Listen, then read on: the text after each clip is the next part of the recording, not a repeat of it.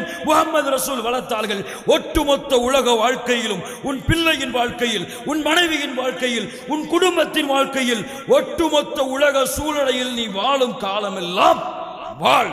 முஹம்மது ரசூல் உனக்கு காட்டிக் கொடுத்த வழிமுறையில் லகது கான லகும் ஃபீ ரசூலில்லாஹி உஸ்வத்துன் ஹஸனா.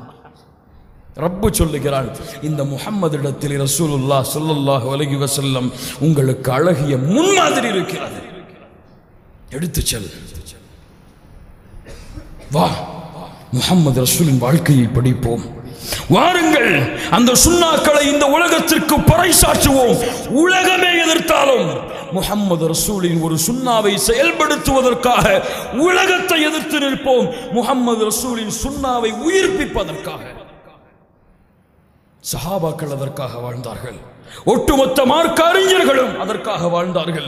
மறந்து கொண்டிருக்கிறது இந்த சமூகம். வெளிப்பட